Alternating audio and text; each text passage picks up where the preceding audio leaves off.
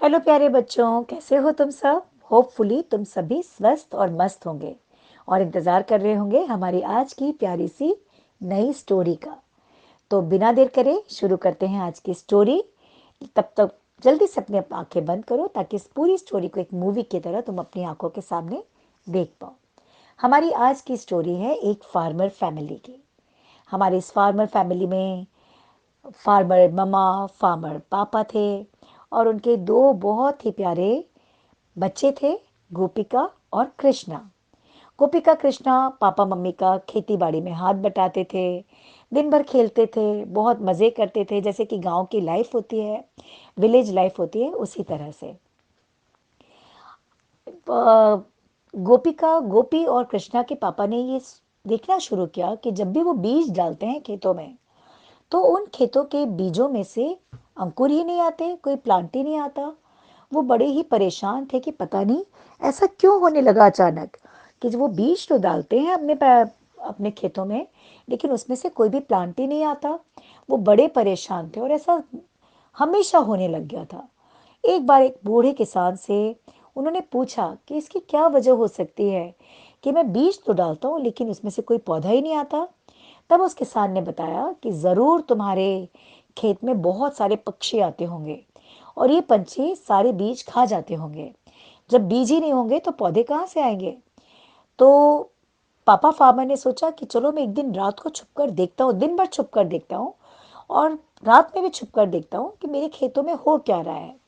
जब पापा फार्मर, जिनका नाम रामू था, रामू ने जब देखा पूरी रात छुपकर और दिन में अपने छुपकर, तो उसने महसूस किया कि उस बूढ़े किसान की बात सच थी।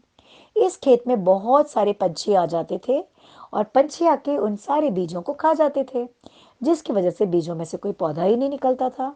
अब रामू बड़ा परेशान था कि क्या करे क्या ना करे, किस तरह से इन पक्षियों से अपने बीजों को बचाए। तो उसने सोचा कि वह उस बूढ़े किसान से ही पूछेगा, क्योंकि एक्सपीरियंस लोग ही हमेशा इसका सही सलूशन दे पाते हैं। तो ये सोचकर रामू उस बूढ़े किसान के पास गया और पूछने लगा कि ज़रा मुझे ये भी तो बताओ काका कि इसका क्या सलूशन है, मैं क्या करूं कि मेरे बीजों को ये बर्ड्स न खाएं। तो रामू काका ने कहा कि बहुत ही इजी है, तुम एक चिड़ियाओं को भगाने वाला स्कैकरो बना दो। स्कैकरो ये क्या होता है, रामू ने पूछा। तुम घास का एक बड़ा सा पुतला बनाओ और उस पुतले के सिर की जगह तुम एक मटकी रख दो जिस पर बड़ी बड़ी डरावनी आंखें बना दो और कोई पुरानी शर्ट पहना देना, और घास के पुतले को देखकर सारी बर्ड्स को लगेगा कि यहाँ कोई आदमी खड़ा है और डर के मारे वो यहाँ नहीं आएंगे और तुम्हारे ये सारे बीज सेफ हो जाएंगे। रामू को यह आइडिया बहुत पसंद आया।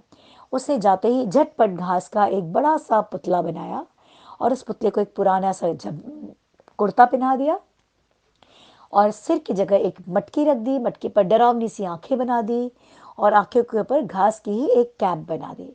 अब ये बड़ा सा पुतला इस खेत में खड़ा था और इस बड़े से पुतले की वजह से जो बर्ड्स थी वो यहाँ पर नहीं आने लगी, वो डरती थी और नहीं आ पाती थी। और गोपिका और कान्हा वो भी हमेशा चिड़ियाओं से अपने खेतों को बचाने के लिए अक्सर अपने खेतों में ही खेला करते थे। तो खेलते खेलते वो इस स्कैकरो से भी बातें करते थे और इसका नाम इन्होंने रख दिया था स्कैरी। तो गोपिका और कृष्णा ने जब स्कैरी से बातें करते थे कि अरे तुम तो देखो चिड़ियाओं को भगा सकते हो, तुम दोस्त बन जाओ, हम अकेले बैठे रहते हैं, हमसे बातें करो, तो धीरे धीरे वो स्कैटरो सचमुच इनसे बातें करने लग गया, वो इनका फ्रेंड बन गया और बड़ी खुशी खुशी ये लोग रहते थे। लेकिन धीरे धीरे गोपिका और कृष्णा ने देखना शुरू किया कि ये स्कैरक्रो पहले की तरह खुश नहीं है, बल्कि ये सैड है। तो उन्होंने पूछा कि मेरे प्यारे दोस्त स्कैरी, क्या बात है, तुम अब उतने खुश नजर नहीं आते, तुम सैड नजर आते हो। तो स्कैरक्रो ने कहा कि अगर तुम मेरे सच्चे दोस्त हो गोपिका और कृष्ण कान्हा, तो तुम प्लीज मुझे जला दो, मुझ में आग लगा दो। तो गोपिका और कृष्णा ने कहा कि ये क्या कह रहे हो, हम तुम तो हमारे दोस्त हो, हम तुम्हें क्यों जला दें। तब उस कैरी ने कहा, तुम्हें पता है गांव के हर खेत में तुम्हारे पापा को देख के अब स्कैटरोज बना लिए गए हैं। अब बर्ड्स के पास खाने के लिए कोई भी जगह नहीं बची और वो भूखे रह जाते हैं, उनके बच्चे भी भूखे रह जाते हैं और मुझसे ये देखा नहीं जाता। आज मेरी ही वजह से तो बर्ड्स का पेट नहीं भरता, ये बर्ड्स कहाँ जाएंगे, इनके इनके पास कोई किचन नहीं है या कोई जगह नहीं है, तो ये बर्ड्स किस तरह से अपना पेट भरेंगे। और मुझे ऐसा लगता है कि मेरी ही वजह से ये सारी बर्ड्स और इनके बेबीज भूखे रह जाते हैं। इसलिए अगर तुम मेरे अच्छे फ्रेंड्स हो, गोपिका और कान्हा, तो तुम मुझ में आग लगा दो, मुझे जला दो, ताकि मैं नहीं रहूं और फिर बर्ड्स आगे कम से कम दाना खाकर अपना पेट भर पाए। ये सुनकर गोपिका और कान्हा को बहुत बुरा लगा। उन्होंने कहा इसका कुछ तो सॉल्यूशन होगा, हम कोई ऐसा सॉल्यूशन निकालें कि हमारा फ्रेंड भी हैप्पी हो जाए और बर्ड्स भी हैप्पी हो जाए। लेकिन ये सॉल्यूशन क्या हो सकता है, क्या हो सकता है, उनके समझ में नहीं आया। वो अपनी माँ के पास गए और माँ से पूछने लगे, माँ, जब कोई समस्या का कोई सॉल्यूशन न मिले, किसी प्रॉब्लम का सॉल्यूशन न मिले, तो क्या करना चाहिए। तब माँ ने कहा, तब सच्चे दिल से गॉड की प्रेयर करनी चाहिए और गॉड से कहना चाहिए, गॉड मुझे करेज दो, मुझे विजडम दो, ताकि मैं इस प्रॉब्लम को सॉल्व कर पाऊँ। कभी भी गॉड से ये मत बोलो कि मेरी इस प्रॉब्लम को तुम सॉल्व करो, नहीं। गॉड आकर कोई भी प्रॉब्लम सॉल्व नहीं करते, प्रॉब्लम हमें खुद सॉल्व करनी होती है। गॉड हमें विजडम और करेज देते हैं। उन्होंने ऐसा ही किया। गोपिका और कृष्णा दोनों ही पास के मंदिर में चले गए। कृष्णा का नाम कान्हा भी था और कृष्णा भी था। प्यार से कभी पापा उसे कृष्णा बुला लेते थे, कभी कान्हा। तो गोपिका और कान्हा पास के मंदिर में गए। आंखें बंद करके वहां पे वो प्रे करने लगे कि ईश्वर, हमारे प्यारे दोस्त को हम दुखी नहीं देख सकते, और सचमुच छोटे छोटे बर्ड्स और उनके बेबीज भी अगर भूखे रह जाएं तो ये भी तो बहुत दुख की बात है। हमें कोई ऐसा सोल्यूशन दो कि हमारी दोनों प्रॉब्लम सॉल्व हो जाए। और जब वो गॉड को प्रे कर रहे थे तो अचानक उन्हें एक बड़ा ही ज़बरदस्त आइडिया आया, और उस आइडिया को मन में आते ही उनके चेहरे पर चमक आ गई। उन्होंने गॉड को बहुत थैंक्स बोला और वो जल्दी जल्दी गांव में गए और गांव में उन्होंने सारे अपने फ्रेंड्स को इकट्ठा किया और इकट्ठा करके कहा कि देखो, हमारा फ्रेंड था जिसका नाम स्कैरी था, वो बहुत सैड है। तुम्हें पता है वो क्यों सैड है? सारे बच्चे बोलने लगे, बताओ ना क्या बात है, वो क्यों सैड है। तब उन्होंने बताया कि वो इसलिए सैड है क्योंकि हमारे गांव की सारी बर्ड्स भूखी हैं, उन्हें कोई दाने नहीं मिलते, क्योंकि सारे खेतों में ऐसे ही स्कैरक्रो है, तो वो डर के मारे खेतों से कुछ भी नहीं खा पाते हैं। लेकिन अगर हमारे गांव में हमारी प्यारी प्यारी बर्ड्स जो हमारी फैमिली का ही पार्ट हैं, तो वो भूखी रहें तो ये भी अच्छा नहीं है। सारे बच्चों को ये बात बहुत बुरी लगी। हाँ, ये तो बहुत बुरी बात है, हमें कुछ करना होगा। तो कान्हा ने और गोपिका ने कहा, मेरे पास इसका सल्यूशन है, लेकिन इसके लिए हमें मिलकर एकजुटता से काम करना होगा। सभी बच्चों ने कहा, हम जरूर करेंगे, बताओ क्या सल्यूशन है गोपिका और कान्हा। गोपिका और कान्हा ने कहा कि आज से हम खेलना बंद करके अपने मम्मी और पापा का हाथ बटाएंगे खेतों में, और उनसे कहेंगे कि आपका हाथ बटाने के बदले हमें कुछ नहीं चाहिए, हमें 1 या 2 किलो अनाज दो और हम उस अनाज को मांग लेंगे। सबने कहा, हाँ ये तो खुशी खुशी पापा मम्मी दे देंगे। तो उन्होंने कहा, इस अनाज का हम करेंगे क्या। तब गोपिका और कान्हा ने कहा, इस अनाज को हम अपनी छतों पर रखेंगे, बोल में उनके लिए एक जगह पानी रख देंगे, मिट्टी के कटोरों में, और मिट्टी के बड़े बड़े कटोरों में हम दाना रखेंगे। हम अपनी चिड़ियाओं को अपनी छतों पर दाना देंगे, खाना पानी देंगे। जब सारी सारी चिड़ियाओं को हमारी छतों से दाना पानी मिलना शुरू हो जाएगा, तो वो हमारे खेतों में क्यों आएंगी।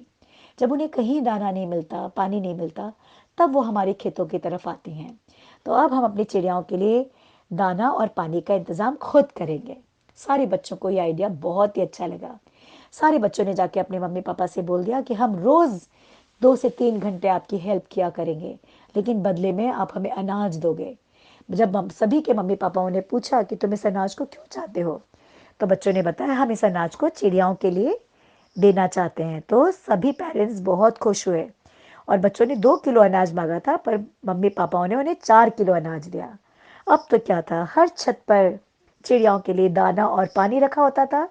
चिड़ सारी बर्ड्स अपने बेबीज के साथ आती थीं, भर पेट दाना खाती थीं, पानी पीती थी। अब वो खेतों में जाती थीं, लेकिन दाना खाने नहीं, बल्कि फसलों में लगे कीड़े खाने के लिए। फार्मर्स भी बड़े खुश थे, क्योंकि अब बर्ड्स उनके दाने नहीं बल्कि फसलों के कीड़े खाती थीं, और दाना पानी मिलने से हर जगह चिड़ियों की चहचहाट भी मिलने लग गई। सारे किसान बड़े खुश थे कि ये आइडिया हमारे दिमाग में क्यों नहीं आया, और वो अपने बच्चों के लिए बहुत ही ज़्यादा प्राउड फील कर रहे थे। सारे किसानों ने जो बड़े बड़े स्कैरक्रोज बना रखे थे उन स्कैरक्रो को भी वहाँ से हटा दिया, क्योंकि सभी बच्चों ने ये रिक्वेस्ट की अपने पेरेंट्स से कि जब बर्ड्स अब आपका कोई नुकसान नहीं करती तो उन्हें डराने के लिए स्कैरक्रो की क्या ज़रूरत है, इसे भी हटा लो। सभी खेतों से स्कैरक्रो हटा लिए गए। अब बर्ड्स भी खुश थी, बच्चे भी खुश थे, फार्मर्स भी खुश थी और फसलें भी खुश थे, सभी कोई खुश थे। और इस तरह से जब हम नेचर का ध्यान रखते हुए आगे बढ़ते हैं तो हमारी ज़िंदगी में बहुत खुशहाली फैल जाती है। तुम्हें पता है बच्चों, हम सब मदर नेचर के बच्चे हैं। सारे एनिमल, सारी बर्ड्स, सब कोई, हम सब मदर नेचर के बच्चे हैं। और जितना इस धरती पर हमारा अधिकार है उतना ही अधिकार इन एनिमल्स का, इन बर्ड्स का और सारी क्रिएचर्स का है। तो हमें सब चीज़ों के लिए एक फेयर शेयर रखना है। जब हम इस फेयर शेयर की भावना को मन में रख के आगे बढ़ेंगे तो हम सबकी ज़िंदगी खुशहाल बनेगी। हमने इस कहानी से यही सीखा। तो यही थी हमारी आज की कहानी। होपफुली तुम्हें पसंद आई होगी।